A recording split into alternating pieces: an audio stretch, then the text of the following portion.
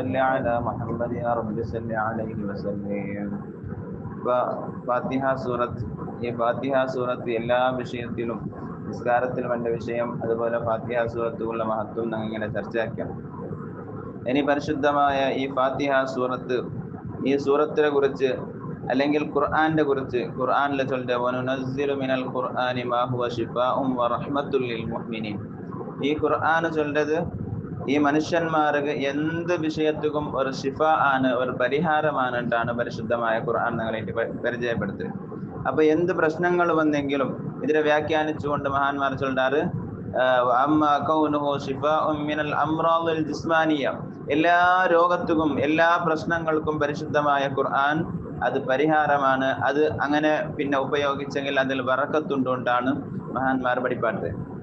ഇതിന്റെ വിഷയത്തിൽ ഞങ്ങളെ ഇടയിലുള്ള ചില വിധേയത്തിലെ ആൾമാർ എന്താക്കിടാറ്, അങ്ങനത്തെ പിന്നെ ഫാത്തിഹ സൂറത്ത് അങ്ങനെ അല്ലെങ്കിൽ മന്ത്രിക്കൊകില്ല, അതുപോലെ ഊതൊകില്ല, ഇങ്ങനെയെല്ലാം ചെന്നിട്ട് അങ്ങനെ എന്താക്കിടാറ്, വസ്വാസാക്കിടാറ്.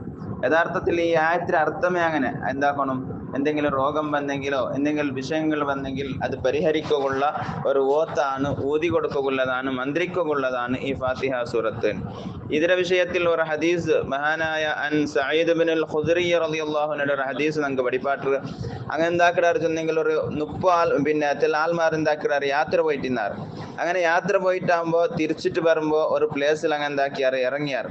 അങ്ങനെ ഒരു പ്ലേസിൽ അങ്ങനെ ഇങ്ങനെ സ്റ്റേ ആയിട്ടിരിക്കുമ്പോൾ ഒരു പെണ്ണ് വന്നിട്ട് ചെന്നാൽ, ഞങ്ങളുടെ അയൽവാസിയായ ഒരാൾക്ക് ബുദ്ധിമുട്ട് വന്നിട്ടുണ്ട്, പ്രയാസങ്ങൾ വന്നിട്ടുണ്ട്, അതുകൊണ്ട് നിങ്ങളുടെ കൂട്ടത്തിൽ ആരെങ്കിലും അതൊക്കെ ഷിഫാക്കുള്ള ആൾമാരുള്ളവരാണ്. അപ്പൊ ഈ കൂട്ടത്തിൽ നിന്ന് ഒരു നേതാവ് പോയിട്ട് എന്താക്കിയിട്ട് പിന്നെ അയാൾക്ക് പോയിട്ട് ഓതിട്ട് മന്ത്രിച്ചു കൊടുക്കും. അങ്ങനെ ഓതിയതാണ് ഫാത്തിഹ സൂറത്ത്. ഫാത്തിഹ സൂറത്ത് ഓതിട്ടാണ് മന്ത്രിച്ചു കൊടുക്കുന്നത്. അങ്ങനെ മന്ത്രിച്ചു കൊടുത്തിട്ടാകുമ്പോൾ തെല്ല് നാറാകുമ്പോൾ അയാളുടെ രോഗമേ ഇല്ലാണ്ടായിട്ട്. അപ്പൊ അങ്ങനെ എന്താക്കിയാറുണ്ടെങ്കിൽ പിന്നെ ഈ യാത്ര സംഘത്തിക്ക് ഒരു 30 ആട് എന്താക്കിടാറ് ഹദിയായിട്ട് കൊടുക്കാറ്. അപ്പൊ ഒരാൾ മന്ത്രിച്ചെങ്കിൽ ഹദിയായിട്ട് കൊടുക്കുള്ള സുന്നത്തായ വിഷയാണ്ട് ചൊല്ലിട്ട് പഠിപ്പാട്ട് ഒരു ഹദീസും കൂടിയാണ്. അങ്ങനെ ഹദിയായിട്ട് കൊടുക്കാറ്. അങ്ങനെ ഈ ഹദിയായിട്ട് കൊടുത്ത ഈ 30 ആട്ടെ അങ്ങനെ എന്താക്കാറ് പാലെല്ലാം കറക്കിടാറ്, കുടിക്കാറ്. എന്നിട്ട് ആ ആടിനെ എന്താക്കണം കൊത്താറില്ല സ്വഹാബിമാർക്ക്. അപ്പൊ നബി സല്ലല്ലാഹു അലൈഹി വസല്ലമ തങ്ങളേറ്റ് വന്ന് ചെന്നിട്ടാകുമ്പോൾ നബി സല്ലല്ലാഹു അലൈഹി വസല്ലമ തങ്ങൾ ചൊല്ലു, അത് നിങ്ങൾ മന്ത്രിച്ചേക്കുള്ള ഹദിയാണ്, അത് നിങ്ങൾ സ്വീകരിക്കാണ് ചൊല്ലു. അപ്പൊ നിങ്ങൾ എന്തിനാ മന്ത്രിച്ച്? അപ്പൊ ഈ മഹാൻ ചൊല്ലു, ഞാൻ ഫാത്തിഹ സൂറത്ത് ഓതിട്ടാണ് മന്ത്രിച്ചത്. അപ്പൊ അത് നബി സല്ലല്ലാഹു അലൈഹി വസല്ലമ തങ്ങളിൽ നിന്ന് കിട്ടിയ ഒരു വിഷയമാണ് ആ സ്വഹാബി അവിടെ ആക്കിയത്. അപ്പൊ നബി സല്ലല്ലാഹു അലൈഹി വസല്ലമ തങ്ങൾ ഖുശിയായിട്ട് എന്നിട്ട് ചൊന്തു, ഈ 30 ആണ്ട് നിങ്ങൾ എന്താക്കൊരു ഇതിനെ നിങ്ങൾ ബേന പോലെ ഉപയോഗിക്കൊരു, കറിയാക്കൊരു, എന്ത് ബേന ആക്കൊരു, നക്കൊരു വീതം തറുകൊണ്ട് നബി സല്ലല്ലാഹു അലൈഹി വസല്ലമ തങ്ങൾ പരിപാടി. അപ്പൊ ഇതുകൊണ്ട് മനസ്സിലാവിടെ എന്തിരുന്നെങ്കിൽ ഇങ്ങനെ ഫാത്തിഹ സൂറത്ത് കൊണ്ട് മന്ത്രിക്ക മാത്രമല്ല, അതുകൊണ്ടുള്ള പിന്നെ ഹദിയയും സ്വീകരിക്കുക. അതിനെ നബി സല്ലല്ലാഹു അലൈഹി വസല്ലമ തങ്ങൾ നക്കോതി ഓതി തറും ചൊല്ലുമ്പോൾ അതിൽ പിന്നെ ഏതായാലും അത് അംഗീകാരമായ വിഷയമാണെന്ന് ചെന്നിട്ടാണ് നമുക്ക് ഇതിൽ മനസ്സിലാവുക. അപ്പോൾ ഏതായാലും ഈ ഫാത്തിഹ സൂറത്തും ഖുർആനും അത് ഊതിട്ട് മന്ത്രിക്കുക പ്രത്യേകമായിട്ടുള്ള ബറക്കത്തുള്ള ഒരു വിഷയമാണ്. അതല്ലേ ആയിഷ ബിബി റളിയല്ലാഹു അൻഹയുടെ ഒരു ഹദീസിൽ ചൊല്ലുന്നത്, നബി സല്ലല്ലാഹു അലൈഹി വസല്ലമ തങ്ങൾ എന്നും കടക്കുമ്പോൾ 2 കൈ ഇങ്ങനെ കൂട്ടിപ്പിടിച്ചിട്ട് ആ 2 കൈക്ക് ഖുൽ അഊദു ബിറബ്ബിൽ ഫലഖ്, ഖുൽ അഊദു ബിറബ്ബിൻ നാസ് സൂറത്ത് ഊതിട്ട് അതിന്റെ ശരീരത്തെ ഏതെല്ലാം ഭാഗത്ത് കൈയെത്ര ആ ഭാഗത്തേക്കെല്ലാം നബി സല്ലല്ലാഹു അലൈഹി വസല്ലമ തങ്ങൾ പൂഞ്ഞോണ്ടിട്ടാണ്, തടവി കൊടുത്തോണ്ടിട്ടാണ് ആയിഷ ബിബി റളിയല്ലാഹു അൻഹയുടെ ഹദീസ് പഠിപ്പാട്ട്.